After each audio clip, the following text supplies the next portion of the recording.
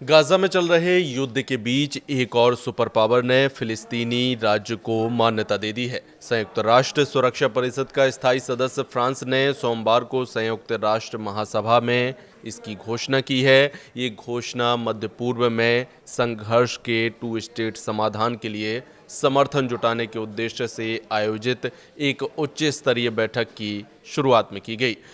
France के राष्ट्रपति Emmanuel Macron की इस घोषणा को 140 से अधिक विश्व नेताओं की उपस्थिति में जोरदार तालियों के साथ स्वागत किया गया।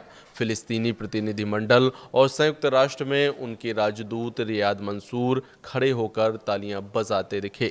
मैक्रोन ने कहा कि मेरे देश की मध्य पूर्व और इजराइल फिलिस्तीन के बीच शांति के प्रति ऐतिहासिक प्रतिबद्धता को ध्यान में रखते हुए मैं आज घोषणा करता हूं कि फ्रांस फिलिस्तीनी राज्य को मान्यता देता है। ये कदम इजराइल और संयुक्त राज्य अमेरिका के विरोध के बावजूद उठाया गया है, जो इस मान्यता को हमास के 7 अक्टूबर के हमले को पुरस्कृत करने के रूप में देखते हैं। संयुक्त राष्ट्र महासचिव एंटोनियो गुटेरेस ने कहा कि फिलिस्तीनियों के लिए राज्य का एक दर्जा एक अधिकार है, न कि कोई पुरस्कार। ये बयान इजराइल सरकार के उस रुख के खिलाफ था जो मान्यता को हमास के समर्थन के रूप में देखती है। इससे पहले रविवार को ब्रिटेन, कनाडा, ऑस्ट्रेलिया और पुर्तगाल ने भी फिलिस्तीनी राज्य को मान्यता दी और अगले कुछ दिनों में कुल 10 देशों के ऐसा करने की उम्मीद है। संयुक्त राष्ट्र के 193 सदस्यों में से लगभग 3/4 देश पहले से ही फिलिस्तीन को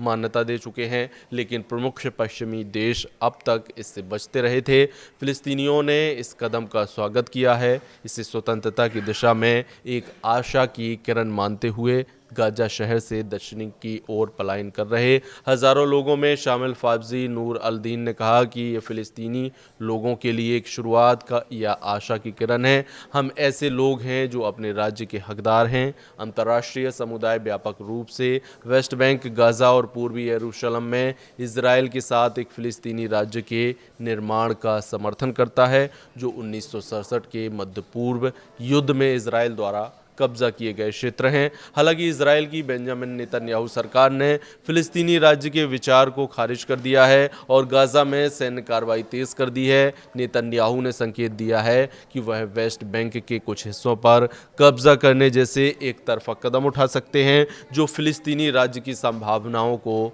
और कमज़ोर करेगा। संयुक्त राष्ट्र के प्रवक्ता स्टीफन डुजारिक ने ऐसी धमकियों को खारिज करते हुए कहा कि हमें अपने लक्ष्य को प्राप्त करने में दृढ़ रहना होगा और धमकियों से विचलित नहीं होना चाहिए।